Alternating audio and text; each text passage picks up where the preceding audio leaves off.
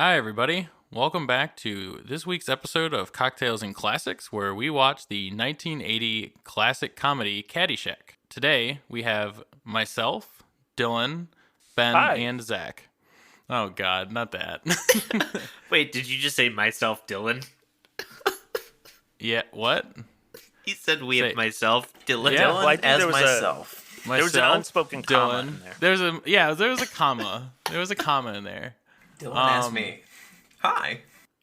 So anyway, to get us started, this week Zach is going to introduce the cocktail. Zach, take it away. This week we're sipping on an Arnold Palmer. No, but we're with not. Vodka. Oh, okay. So it's actually a John Daly, but basically make yourself an Arnold Palmer, and then the recipe calls for you to throw vodka in. I'm gonna highly recommend you sub that with white rum. Does anybody disagree? I don't know. I have vodka in, and it's fine. It's hidden. It's masked. Yeah, I think any alcohol you throw in would be good. Rum, Even a spiced rum. spiced rum, vodka. I used a lemon-flavored vodka, so the ratio is a little lemony, but you could use... I was gonna try it with maybe like a honey jack. Would probably be pretty good in there. I really Could think you use like a bourbon Oh, I'm sure. with some Every maple syrup? cocktail... I was gonna say every cocktail could be made with bourbon, but I wasn't gonna throw the maple syrup in there. Let's be honest. Let's be honest. You were gonna use Kroger's syrup. No. No. In honor of John Boo. Daly, it doesn't matter what liquor you're drinking, right? I mean, As long as you are drinking. It matters which As long liquor as you're you're- smelling. The bad boy of golf, it doesn't matter. John Daly. Oh my God. The only man to ever play a professional round of golf with no shoes on. It's all about how flashy your pants are. See, I was gonna wear flashy pants, but we're working from home. We're doing this over Zoom, so I'm just not wearing pants at all. Perfect. I wore a Exactly. polo shirt in honor. There you go.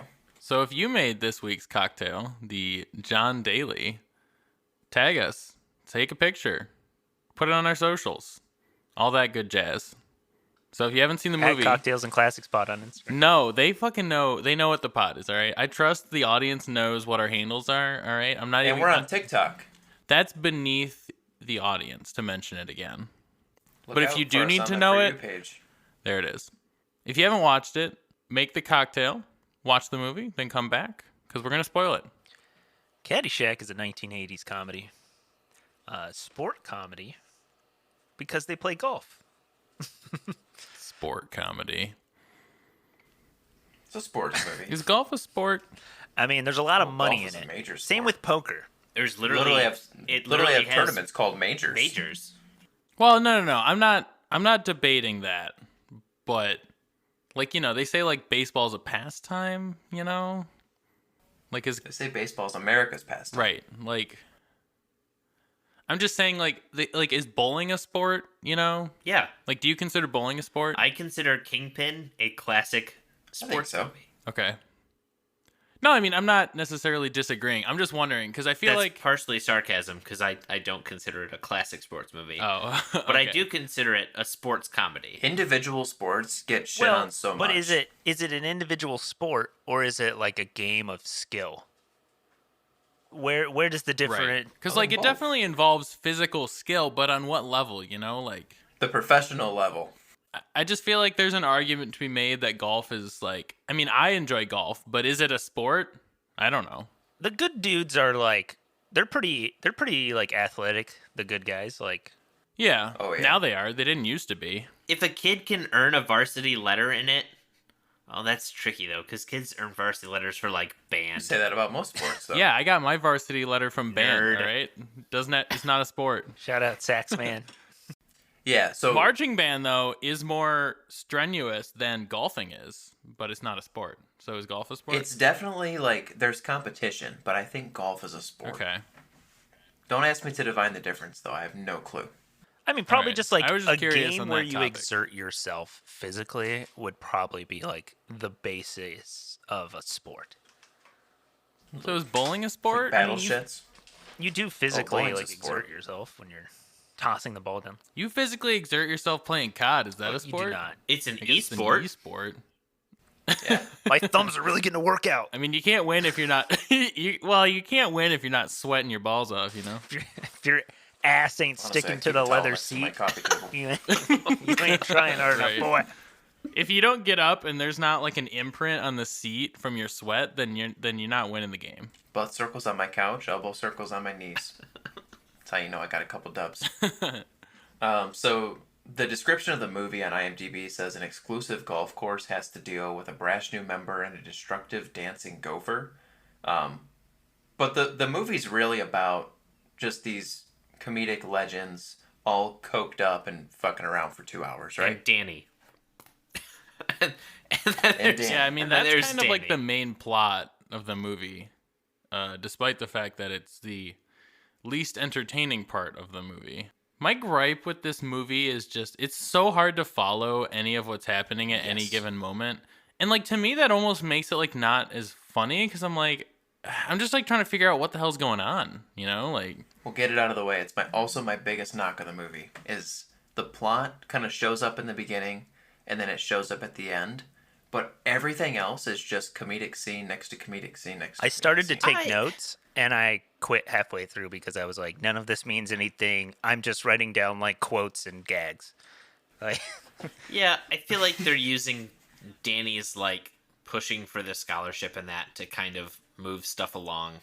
But realistically, I think that's just to kind of set him into the story. Because otherwise, there's really no reason for Danny to be there. I mean, there's still no reason for him to be there. exactly. He wins. Yeah, exactly. So, backstory originally, the original cut of this movie was like 4.5 hours long. Ew. And apparently the script featured this whole, like, it was a coming-of-age story about all of these caddies who worked at a golf course. Danny being, like, the main character, and he wins the scholarship at the end. But they had so much improvised footage of, like, Chevy Chase and Rodney Dangerfield and Bill Murray just screwing around that by the end of, like, the final cut of the movie was a completely different thing. It ended up being, like, a really heavy comedy instead of kind of a lighthearted Well, what's coming-of-age crazy too is when you think about the fact that there is one scene in the movie with Bill Murray and Chevy Chase together because they hated each other so much they refused to be on set together, and then they basically got to the end of the movie and they're like, wait a minute, you filmed a movie with both of these guys and you didn't put them together once. And it was like, oh, I guess we'll do something to get them on screen together. And Which is It's like the insane most to me. awkward scene. oh, it Yeah, it is. Yeah. it's And it Mind if I shows. play through? No, not at all. well, that's the weird thing is like it fits so well in the context of the movie, but also knowing behind the scenes that they hated one another also adds to that. Like it just feels uncomfortable to watch. Cannonball, back at you, cannonball.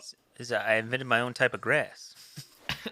You can Oh my god, You- when he goes on about you his could play blends of 36 grass. on this bad boy, and then it'll get you stoned off your ass. Goes to take a hit and just starts coughing. Yeah, it's harsh. It's harsh. It's harsh. Everything that Chevy Chase says, I mean, throughout the movie, but especially that scene, is just so douchey. Bill Murray's like, "Oh, this is my place. What do you think?" And Chevy Chase like, "No, it's really awful. It's awful." Well, I got a lot of stuff on order, you know. Critic But trouble. when I become the groundskeeper, the head groundskeeper, Yeah, I say I'm assistant groundskeeper. It apparently it doesn't mean anything. It doesn't carry anything. I have a plan. 6 years, I'll be head groundskeeper. I'm doing a little studying on the backside. He's already got his end game figured out. He talked to the llama. The llama told him he's got everlasting peace when he dies, so he's just got to figure out everything to do in between. He's got that going for him, which is nice. It was really weird because I feel like the thing I knew about this movie was there's a gopher in it and Bill Murray's in it. Yeah. And it doesn't matter at all. Like No, not a none bit. of it. The Bill Murray stuff, the gopher, like none of it matters. It could just not be in the movie and it would be about the same movie. Like it would be roughly the same. I don't think so. So most of the gopher stuff was added after the movie was filmed. Yeah. Are you starting to piece together why this movie just feels like a bunch of scenes next to each other and not like a cohesive movie? This movie kind of feels like a fever dream because you're watching it and from scene to scene you're like, wait, how did we end up here? I feel like I was just somewhere else, like totally different 2 seconds ago. What is happening now? I think this movie is like what would happen on SNL if you were never allowed to go to commercial. Yes, and we're now at a boat scene. I just think this is like the definitive. It's just such a like National Lampoon movie. That's what it is to me. Is it's like the story's there, but it's not really important. It's whatever quote unquote story is there basically to tell the bits. And I don't think there's any part where I'm like, how did we get here? Like I feel like they, sometimes it seems a little strong-armed, but the naked chick when they're at the caddy day, the 15 minutes of caddy time in the pool. Okay, yes, that But again, the point where they got to the There's like kids around and stuff. Like, what are you doing? The point where they got to the caddy day, though, they did explain through like setting up the tournament and everything like that. And when they intro the tournament in the scene, it does have the thing up about it being like caddy day or whatever. That's just more the nudity in the middle of the pool in the daytime. That, I'm not going to lie, I did not remember that in the movie. I don't know. I was like, didn't. I'm like sitting there watching. I'm like, yeah, the pool scene, and then I'm like, wait, what? When did this happen in this movie? Because I don't remember it. At what point do we start talking about how much of a douchebag Chevy Chase is? Somebody's already mentioned it. Are you talking about in the movie or IRL? Because I've heard both are extremely true. There's a scene specifically I'm thinking of when I forget the main character's name. Oh my god. No, not Danny. The woman who goes over to Chevy Chase's apartment. Oh, is it Lacey? Lacey Underall? Lacey, yeah. The massage scene apparently was not supposed to happen, and it was improvised. Oh, God. Ew. The spilling of all the massage oil was improvised. Cindy Morgan, the actress, did not want to do the scene. And then one of the producers called her agent and said, if you don't do this scene, you'll never work in Hollywood again. Nice. That's good. So, fun fact, met Cindy Morgan, who was the actress who was in the movie, at a comic convention. Super nice lady. Oh, you met her? Yeah. Yeah. My dad went up. About that scene? There was... No, I was like maybe 13 or 14. But like my dad went up because he was a fan of the movie and like was talking to her. And she was super cool. Which, no, I'd buy it. Out of everybody on the set, I would have believed she was the coolest one. For, people that you sometimes meet at conventions that come across as real a-holes, she was really nice. I feel like she was there for Tron, and your dad was like, yeah, but I really liked you in Caddyshack. God, well, she had like pics, because they always have like pictures and stuff to sign, and she had a bunch of pictures of like Caddyshack stuff. That is a real like shame about her though, like having to be pressured between basically like working again or like doing this like really like I don't even know how to put it. I want to say uncomfortable, but it's way worse than that. Yeah. It's like I don't even know, like borderline assault almost, I guess. Like it's gross. I mean, it's just like blackballing someone. And then they filmed it and kept it in the scene, like or in the movie, and then it's still like there. Ugh. So the set, or the cast and crew who were on set, all took off their shirts to try to make it more comfortable. Apparently, it just got really awkward, so Harold Ramis ordered a closed set. Yeah, she did. She did say that. She said that was all like closed off. As it should be. I mean, that's how it is when you work on those things. Is the only people there are the ones that are necessary. Yeah.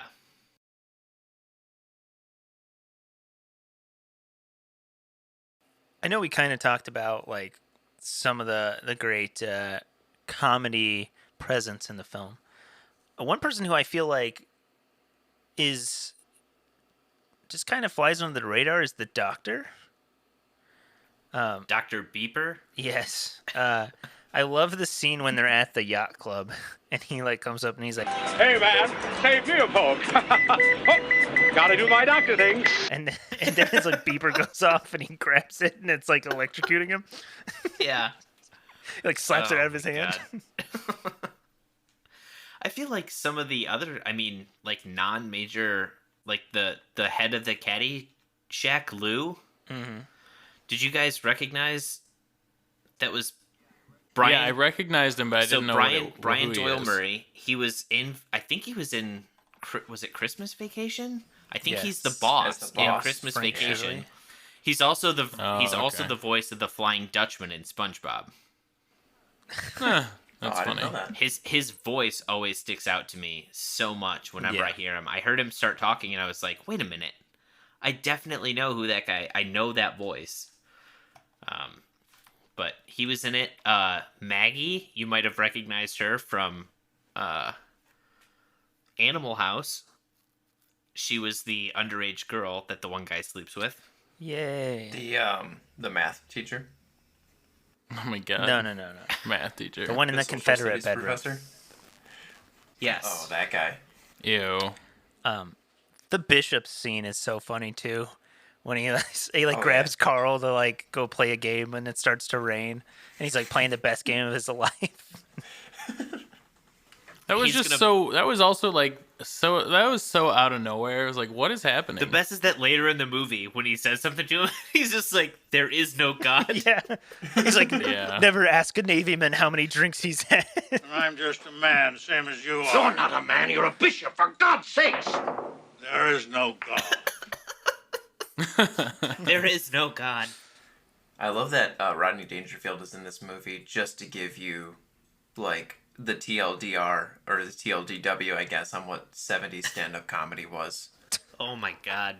Every single line, like, one that I've heard so much in my life is, whoa, did somebody step on a duck? Like, every family function, if anybody farted, it was always, whoa, who stepped on a duck? Yeah. Yeah, very much. You said Chevy Chase is a douche, but Lord, is Rodney Dangerfield a douche most of the movie? Oh my god, his character's horrible. But he's like the good guy, so Yeah, I don't know how he ends up playing the good guy. One of the super pervy lines, hey, loosen up, will ya? You're a lot of woman, you know that? Yeah, you want to make $14 the hard way? Yeah. I will say, I think the reason that he's beloved in this movie is because the judge was just such. Hateable.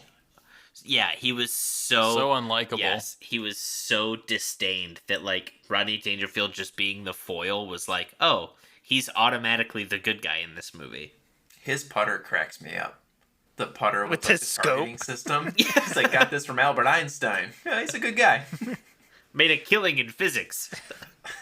I love when he's talking to the judge's wife for like the first time, and he's like, "Oh, this is your wife, huh? Lovely lady. Hey, baby, you must have been something before electricity." Oh my god. He's like such an it- ass. Just a random scene. There's just an airplane that flies over, and he's like, I almost got head from Amelia Earhart. That didn't need to be there. You could have just cut and went to the next scene. God, yeah. I mean, that's half this movie. Half this movie just could not be there, and it would not lose any like linear thought process or anything. It would have just been like, all right, here we are. I mean, that's what I feel. I will say about like the Maggie thinking she's pregnant.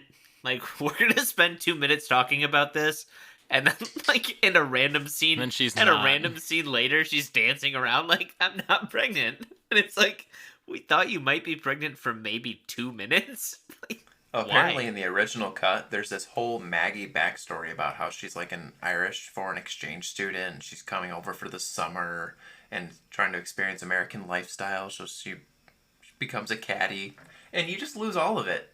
There's so much about her character that's like, well, here you go, here it is for 5 seconds, hope you got it. I mean, I don't need it. No, you don't need it. I feel like this movie was made by like, is it Doug Kinney? Yeah. Who's like was one of the founders of National Lampoon, and like he got Bill Murray and Chevy Chase, like his friends from when they were doing stuff for the Lampoon, and then was just like, I wanted to tell this whole other story and but my friends are better, so we're just gonna use the parts with my friends. Yeah, I mean the same thing. You said the Maggie story could be cut. Same thing with the Lacey and freaking Webb. Like we didn't need any of yeah. that. None of that added to the movie at all. You didn't Even- need Lacey at all. No, even her with like Danny. It was like he had sex with her and then he's like, "Oh, but Maggie, I love you. Like, well, let's get married because you're pregnant." And it's like, so what did you just like swoon over this lady for the last 45 minutes? Right. God, Well, and then Maggie's like, it might not be yours. it really makes me wonder what Okay. the original movie was like.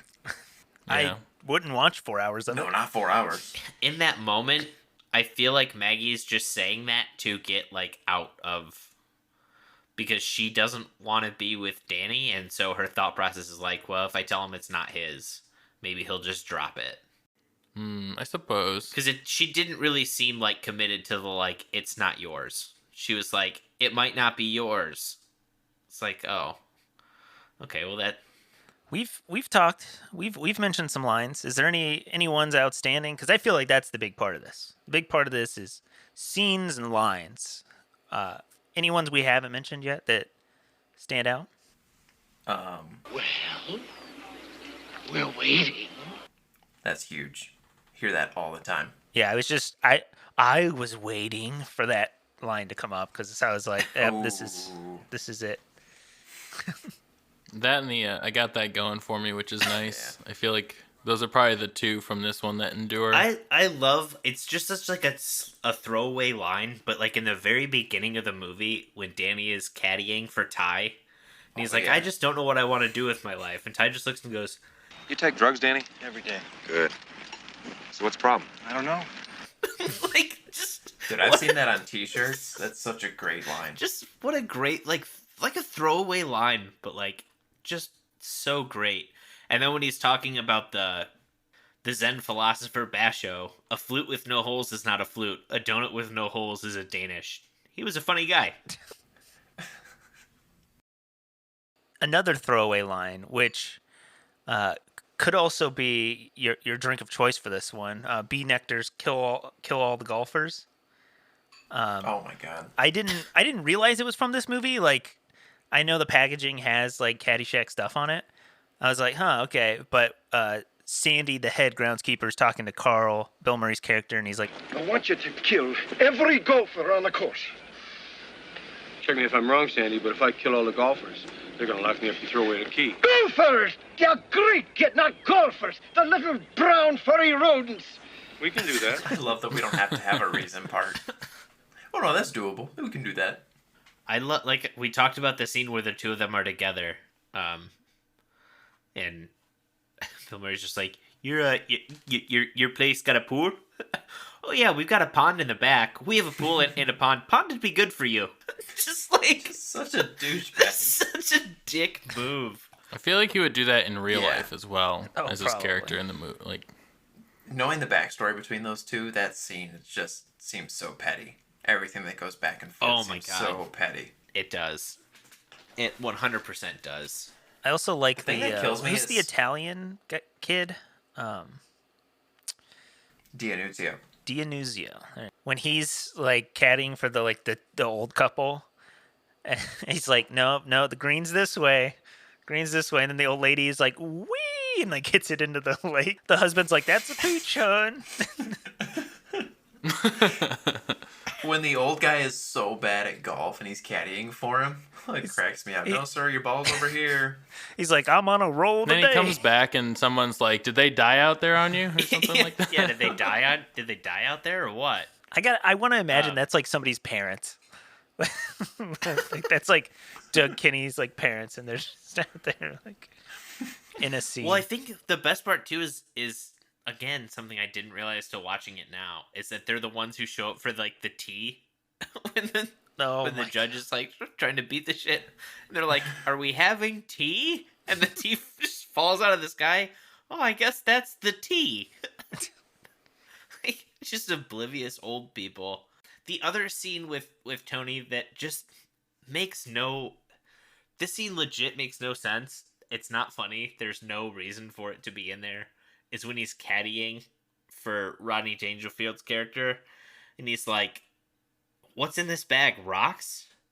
Are you kidding? When I was your age, I would lug 50 pounds of ice up 6 flights of stairs. So what? So what? So let's dance."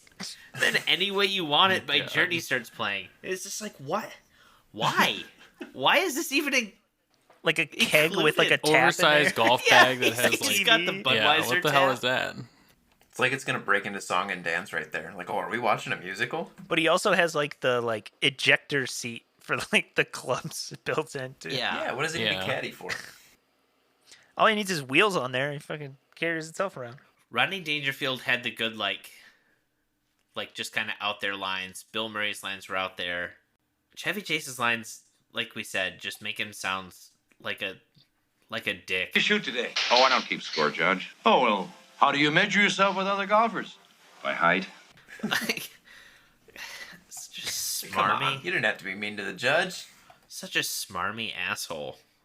Also, Spaulding, the character Spaulding, could just not be in the movie at all. There's so many like side characters who just have no point and purpose. So weird because like Chevy Chase, Rodney Dangerfield, Bill Murray, they were brought in to be side characters and then ended up being the entire movie. Well, that's whoever's fault it was for thinking that bringing in 3 of the biggest stars of the era to be side characters was a good idea. Well, but Rodney Dangerfield, this was like I think his first movie, right? I think he was only like stand-up before this. Yeah, the only reason Rodney Dangerfield is in it is Don Rickles said no. The studio was like, you have to get a big star. We want Don Rickles. So they offered it to Don Rickles, and he was like, I'm not doing this. I don't blame him. As much as I love Don Rickles, I don't think he would have been... I don't think that would have been it. We had kind of put this off for a long time for like because we had done Animal House and we were like, wow, this didn't age that well. This one I feel like didn't... It's not as bad so as bad. like I think we thought. No. There's like 2 or 3 things. There's a couple of times where they say N-word adjacent things. Yeah, Oh, there's that. There's a couple things that are like, oh, are you Jewish? They don't like you. Some in of the this club sex or humor that is sort of kind thing. of... Yeah. Some of the sex humor is kind of like Yeah. cringy. There's some anti-Semitism in there, too. Yeah. Yeah. But yeah, I don't think it aged as poorly. But yeah, I don't think this was as bad as we were thinking it was going to be, for sure.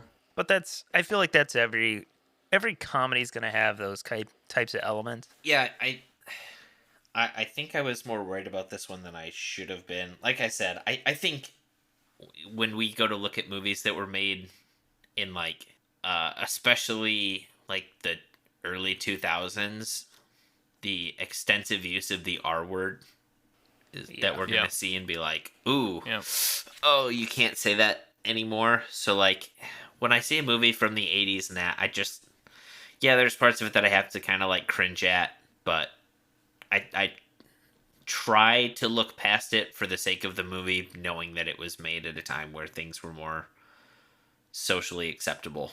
In my opinion, this like style of comedy is what aged the worst. Not in like an offensive way, but just like I don't know, I feel like this movie just doesn't do it for me. Like the style of it, like there are movies that are random and have like, side tangents, but I feel like this one just like doesn't care about any.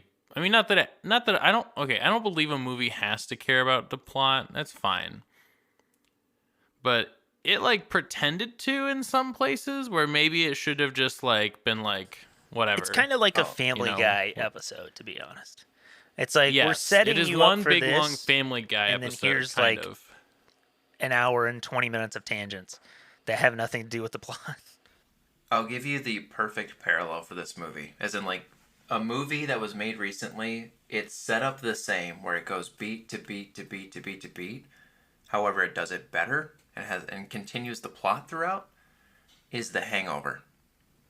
Comedic bit. Honestly, every minute. when I said what I like just did, the only movie that I was thinking of that you could kind of compare it to is The Hangover. Where, yes, exactly.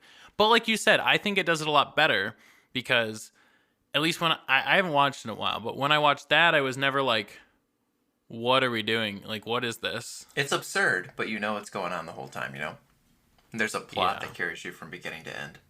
yes, I get like that this is not supposed to be like a plot-driven movie, but the plot of this movie is I mean, obviously there's a lot of like cutaway in that, but the overarching plot is about Danny trying to get his scholarship. Danny trying to get his scholarship, or trying that's to true, figure but out there's what he's also- going to do with his life. There's also the gopher. There's also like the judge. There's also the person. Well, the judge is part of Danny's plot. I mean, I know, but there's also like buying the property. There's like the description that IMDb even has for this movie doesn't mention anything about. Well, Danny. okay. We've read a couple IMDb like 2 or 3 sentence like summaries of the movie that have been no explanation of what the fuck the movie actually was. Can we talk about the end of the movie where Danny finally takes us? Because I think it's the biggest goof up in history, and they have to. As much coke as they did on set, they had to have done it in the editing room too. Danny didn't win. He tied. Yeah, he did tie. The end of the movie should have gone to a playoff. They didn't win. That's true, because didn't he say if you don't make this, we lose? Yeah. Well, and before that, But he's so like, if he it's a makes tie it, they game. don't- Make they it to tie. win. No. I thought they were playing by hole, not by score. They're playing by hole. But it's tied. But- and That's what we're saying is if Danny makes it and they lose, that means if he makes it or if he didn't make it, if Danny did not make it, they lose. Which means that if they're playing by hole, if he makes it, then they would tie and they would have to go to a tiebreaker, yes. right? I Yeah, think I think that's what however you're you getting cut at. the movie Yeah, should have been even if it's 15 by minutes stroke. longer, where we go to Yeah.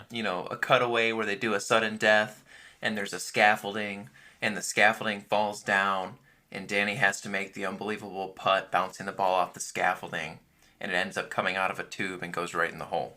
Well, And then actually, it's magic place. Wait, hold on. Because the bet came down to double or nothing, Danny makes this putt. Oh, so they won the bet? That's how they won the bet. Because if you remember, it wasn't Well, about the game. before Danny's- that bet though. Yeah, but still. Before that bet, like even before, like I think if we were to watch it, I think Chevy Chase says if you don't make this putt, we lose. Correct. And then they double down on the putt. Yes, but double or I nothing think. on the putt means that if he sinks the putt, they might as well win. Because double or nothing basically it basically sets the bet to if he makes the putt, we win. So this week's podcast is brought to you by Surfside Sips. They make high-impact glass straws. They're a family-owned company. And what's better than saving the turds, you know? The turds. The turds. You know, I'm one of those people who hates using paper straws. Paper straws fucking Paper straws suck. I They are love the worst what solution. they do. I love that we're minimizing the use of plastic straws. I enjoy that. Paper straws suck ass. They suck. They are the worst possible solution because turns out, guess what? Paper and water don't fucking mix, okay? I don't know who came up with it, but it doesn't work. Even though they put coating on it to try and help, it doesn't work. It just gets soggy and you end up throwing it away anyway, and that's just more waste. And so, But you know what doesn't get soggy? Glass. yeah. Glass straws from Surfside Sips. And if you want to get some glass straws from Surfside Sips, you can use coupon code cocktails and classics spelled out. That's cocktails AND classics for 20% off your order. And if you're looking for a business to support during this time, seems like a good idea. A little bit of a tradition around here is Zach takes over, puts us through a trivia quiz. Zach.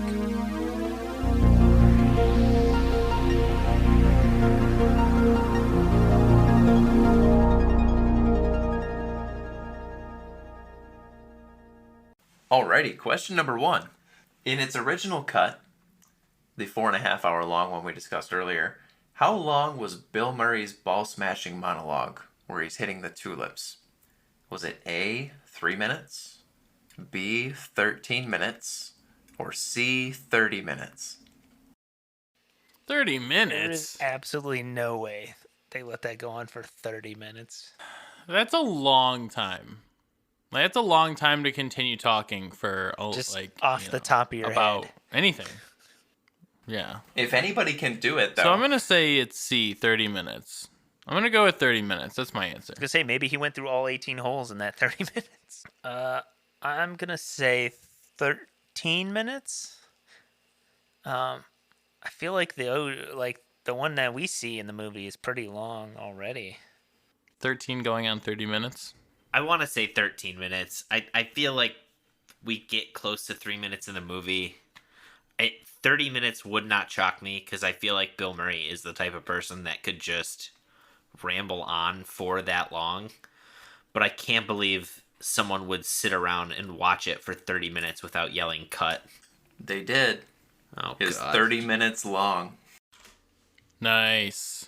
Yeah, it's unreal. We got Standing it. out in the sun, just smashing flowers for 30 minutes. That's a good point, though, about going through all 18 holes. You know, instead of us just getting the last hole at the Masters at Augusta, he took us through the entire round. I could see that. It would take a long time. He was at like 350 and only hit it like another 95 yards or something. He's gonna pull out his 5-iron here. He's about 350 away. Ooh, what a shot! All right, now he's about 190 out. I'm like, wait a minute. So something I think we missed out talking about during the pod, but filming of the movie was actually halted by a hurricane. They filmed in Florida, and a hurricane took place, and they had to stop filming for a bit. Which hurricane was it? A. David, B. Ella, or C. Alma?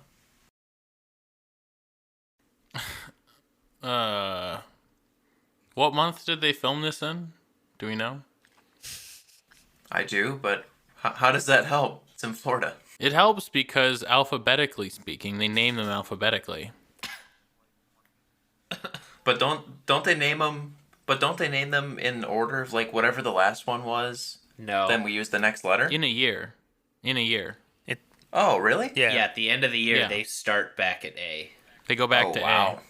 I thought it just continued on. No. That's why Hurricane Zeke is like only happens Right. once in a blue moon, and they don't change the name. A. Yeah. No, every year they do it based on they reset it. So that would help. So it's in Florida, so that doesn't really help. Well, I feel like it's always I feel hurricane like it's season. cheating. It's always hurricane season. It is not. There are like 2 months. What were they It again? was A. David, B. Ella, or C. Alma How do you spell Alma? with an A. Oh, okay. I'm gonna go with David, I guess. We're gonna chance it and say it was not one of the earlier hurricanes. Seems weird that I'm gonna say David. I'll say Irma or Ella. Was it Ella? Ella. Okay. Yeah, I'll say Ella. I don't know. I feel like it was. Well, shit. Hold on. Hurricane season, I feel like happens later in the year. But it is Florida. It's really all the time in Florida. It's not though. The summer is not hurricane season. I'm pretty sure. So maybe I'll say A. I'll say Alma or whatever the fuck it was. That was A was David. that was C. Alma was I meant A. the A hurricane. Oh, I see. Alma was C. Yes, I understand. I'm saying the hurricane that started with A. Alma. You guys are confusing me. I'm gonna say Ella because they needed their umbrella. Ella. A is the correct answer. What's the correct answer? A They or Ella? filmed in September. It's David. Nice. You guys are going to make me real bummed if I don't get to use my tiebreaker. Which it looks like we're not because Cam's in a 2-0 lead. I worked hard on this. Yeah, no one else has anything else, so I think that I can botch this question and still be good. Go with a favorite. I try to fine-tune the trivia questions so I can sneak in some of the funny ones, but also some of the hard ones. But question number 3. The scene where Judge Snails is hit in the genitals is actually based on a true event that happened to A. Harold Ramis, B. Bill Murray, or C. Brian Doyle Murray. Who does Remus play? The director. He wrote it. Oh, okay, that makes sense. I'm gonna say Brian Doyle Murray. I'll say Harold Ramis. God damn it, Dylan. I was also thinking Brian Doyle Murray. Son of a bitch. You can also think. You That's can what say I'm going that with. too. We're There's both gonna lose, so Yeah. Yeah, Well, there's no law, so you should just say what you think is right. well, There is something up at stake here though, because Ben swept last week. which you know what that means? I have to lose. Ben really needs to get this I'm going. one right. I'm going with good old Brian Doyle Murray. Ladies and gentlemen, the tradition continues. The correct answer was Harold Join me Ramis. in I got it. getting all of them Wow, I wrong. swept this week. I got all of them right. What up? Those of us who have seen it, we wrote down our ratings going in. Cam has not seen it. So he's going to give us a fresh rating, and we're going to give you an updated rating on Caddyshack. So Cam, we'll let you go first, newbie. This movie wasn't for me. I don't think that this style of comedy aged well. And like I've said before, not in like the super offensive way, but just like it's just like the incoherent plot, the randomness of a lot of it. It just did not, I don't know, it didn't just strike with me. And I do feel like there was like some competition for like trying to be, I don't know, like who is like the lead person of this movie, even though it's like, if you've never heard of this movie, you're like, yeah, the main character is actually like, like a 16-year-old kid or something like that. And you'd be like, really? I thought it'd be, one of the other top billed actors. No, it's that guy. But all of his scenes are forgettable, so like, you wouldn't be faulted for not knowing that. So I'm actually gonna give this movie like a 3 out of 10. I didn't think it was that funny. Some of the parts were pretty funny, and there were some like memorable quotes from it that have persisted. And I do think that this is like, a very this is heavily influential on pop culture. And a lot of early memes, but yeah, I didn't really like it that much. I think this movie really fell apart in the editing room. I think they had so much great footage of Bill Murray being hilarious and Chevy Chase being hilarious. And they also had this storyline where Danny, goes from being like the punk kid who won't put his money in the like savings account to winning a college scholarship and, that coming of age tale we talked about. And I think it really fell apart in the editing room where they couldn't decide which movie they wanted to show you. I think it's pretty clear. The movie is hilarious. It's old in terms of its humor, but you get some great stuff. It's pretty rare that somebody will throw on like a Rodney Dangerfield comedy special nowadays. But you can throw on Caddyshack and get the gist. Chevy Chase does a great job playing a douche, and Bill Murray plays the perfect weird guy. And those roles are fantastic, but I don't think the movie's that great. I've never really liked it. So I gave it a 4 going in, and I'm going to leave it at a 4. Man, I'm surprised that the other two haven't liked it so far. I do enjoy this one. I'm not like watching it often, but every time I do go back, there are bits that I catch that maybe I didn't get the first time, or there's jokes that I don't remember. Like we talked about, there's a few things that didn't age well. Yeah, I don't think this type of comedy holds up too well nowadays. I feel like people do want some semblance of like a coherent story throughout. Even though when you kind of boil it down, like, I mean, Harold and Kumar, like you guys said, The Hangover, like all those ones are still kind of like an idea of a plot, and then we just tie all these little bits and gags together. But those are also the ones where I'm like, yeah, that was a funny movie. I also haven't seen it since it came out. The ones I keep going back to are like some of the Judd Apatow and the Seth Rogens and the ones that like have the plot go throughout. That said, I do really enjoy this movie. Going in, I gave it a 7. I'm going to bump it down to a 6. It's funny, and if you've never seen it, I do think it's worth watching. It's a classic comedy film. Maybe cult. I don't think it did that well on initial release, but I do think it is like one of the bigger like cult movies because everyone and their mom will say a Caddyshack quote. You can check it out on HBO as of recording. Yeah, going into this movie, I had it at a 6. I'm going to leave it at a 6. I agree a lot with what you said, Dylan. Some of it didn't age well. Yeah, we talked about the plot being kind of like let's be honest, the plot of the movie is very kind of in the back for the movie. It's not really driving it forward. But I don't think it needs to be. This movie's not about the plot. The plot's there to move you from joke to joke or bit to bit, and I'm fine with that. This isn't a movie I sit to watch to dissect. This is a movie I turn on to watch and laugh. To watch the three biggest comedy stars of like the 80s do their thing. And there's parts that get slow, but I mean, I think even some of the scenes with Danny and the judge are hilarious, and at points sometimes I think they're just as funny as some of the shit that Chevy Chase and Bill Murray do. I think the judge plays such a great 80s comedy villain. Just fantastic. Yeah, overall, I really like this movie. I left it at a 6. Hey, everybody, we're gonna get laid! If you enjoyed this episode, don't forget to rate and subscribe. Check us out on Instagram at Cocktails and Classics Pod. Share us with your friends and family. Love to hear what you think. Send us your movie and drink recommendation. And as always, watch responsibly.